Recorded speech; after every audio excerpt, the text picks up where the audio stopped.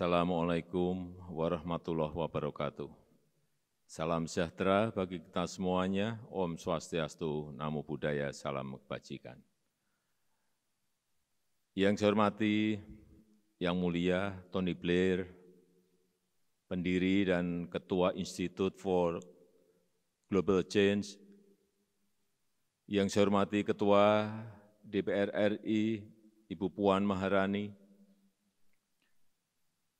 Yang mulia para duta besar negara-negara G20 di Jakarta, yang saya hormati Gubernur Bank Indonesia, yang saya hormati para Menteri Kabinet Indonesia Maju, yang saya hormati Ketua Kamar Dagang dan Industri Indonesia, yang saya hormati Ketua Bisnis 20 Indonesia, yang saya hormati para pembicara dan session chair, seluruh komunitas bisnis dari negara-negara G20 dan hadirin undangan yang berbahagia. COVID-19 mengajarkan kepada kita bahwa pandemi bukan hanya menjadi masalah, namun sekaligus menjadi peluang untuk tumbuh lebih baik. Kita harus memanfaatkan peluang ini untuk mewujudkan tata kelola dunia yang lebih adil, yang memberikan kesejahteraan dan kemakmuran, serta menjamin pertumbuhan ekonomi yang lebih inklusif dan berkelanjutan. Presidensi G20 Indonesia mengajak G20 dan B20 untuk berkolaborasi menciptakan terobosan-terobosan dan aksi nyata untuk berkontribusi lebih besar bagi pemulihan ekonomi global. Sejalan dengan fokus utama Presidensi G20 Indonesia, ada 3 hal peluang utama yang harus kita manfaatkan. Pertama, transisi menuju green economy. Kedua, tren digital ekonomi yang semakin pesat. Dan yang ketiga, perbaikan arsitektur kesehatan global yang lebih responsif dalam menghadapi pandemi global. Bapak, Ibu, dan hadirin yang saya hormati, transisi menuju ekonomi hijau yang berkelanjutan merupakan tanggung jawab besar dan sekaligus memberikan peluang besar. Potensi di sektor energi terbarukan harus diikuti dengan skenario dan peta jalan yang jelas, termasuk pendanaan dan investasi. Indonesia memiliki potensi energi baru terbarukan sebesar 418 gigawatt, baik yang bersumber dari air, panas bumi, angin, maupun matahari. Indonesia memiliki kekayaan sumber daya mineral logam yang dibutuhkan untuk mendorong transisi menuju ekonomi hijau yang berkelanjutan. Kami kaya akan nikel, boksit, timah, dan tembaga. Kami memastikan akan mensuplai cukup bahan-bahan tersebut untuk kebutuhan dunia, namun bukan dalam bentuk bahan mentah, tetapi dalam bentuk barang jadi atau setengah jadi yang bernilai tambah tinggi. Hilirisasi nikel yang telah kita lakukan sejak 2015 sudah memberikan dampak tidak hanya dalam penciptaan lapangan kerja, tapi juga dalam sisi ekspor maupun neraca perdagangan Indonesia. Nilai ekspor Indonesia 230 miliar US dollar, di mana besi baja berperan sangat besar peningkatannya. Ekspor besi baja di tahun 2021 mencapai 20,9 miliar US dollar, meningkat dari sebelumnya hanya 1,1 miliar US dollar di tahun 2014. Tahun 2022 ini saya kira bisa mencapai 28 hingga 30 miliar US dollar. Setelah nikel, kita akan mendorong investasi di sektor boksit, tembaga, dan timah. Kebijakan kami tentang mekanisme transisi energi dari fossil fuel ke energi baru terbarukan juga akan menjamin kepastian investasi. Di Jawa dan Sumatera kita mendorong early retirement PLTU ke energi baru terbarukan, seperti geothermal dan solar panel. Dan kita akan membuka partisipasi di sektor swasta untuk berinvestasi di transisi energi ini.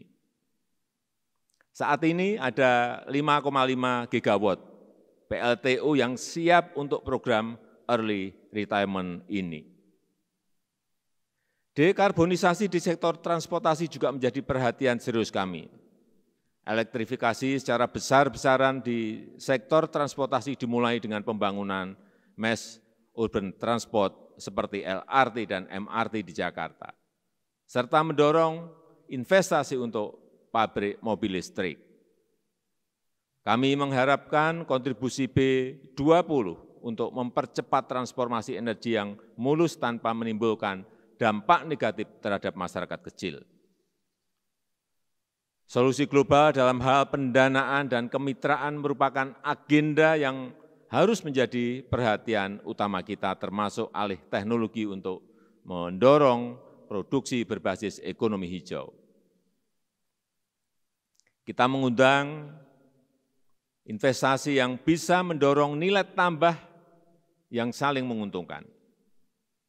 Bapak, Ibu, dan hadirin yang saya hormati, Indonesia juga memberikan perhatian serius pada pengembangan teknologi digital, terutama yang mempunyai kontribusi langsung kepada pemberdayaan UMKM dan pengembangan SDM. Dengan jumlah penduduk yang sangat besar dan daya beli yang terus meningkat pesat, Indonesia sangat menarik untuk investasi pada infrastruktur ekonomi digital. Kami ingin mengundang investasi yang memberikan kesempatan kepada seluruh lapisan masyarakat untuk berpartisipasi dan mendapatkan manfaat dari transformasi ekonomi digital ini. Ekonomi digital di Indonesia berkembang pesat dan saat ini Indonesia memiliki 1 dekakorn dan 8 unicorn.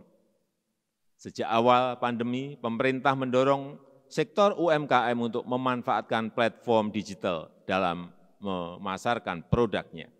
Strategi ini telah berhasil menarik lebih dari 8,4 juta UMKM saat ini memiliki platform digital untuk menjual produknya. Untuk mendorong interkonektivitas global yang semakin meningkat, saat ini ada 3 investasi pembangunan kabel telekomunikasi bawah laut yang sedang berproses, yang menghubungkan Indonesia langsung dengan pantai barat Amerika Serikat tanpa ada negara perantara. Ini akan meningkatkan kapasitas bandwidth Indonesia lebih dari 100% setelah semua terbangun selesai. Indonesia juga akan memainkan peran penting dalam ekosistem semikonduktor. Dalam tahun ini kita akan membangun fasilitas chip design dan pabrik polisilikon di Jawa Tengah dengan kapasitas 40.000 ton. Di tahap awal, produk ini akan kita fokuskan untuk mensuplai kebutuhan solar cell. Namun, dalam beberapa tahun ke depan akan difokuskan untuk semikonduktor.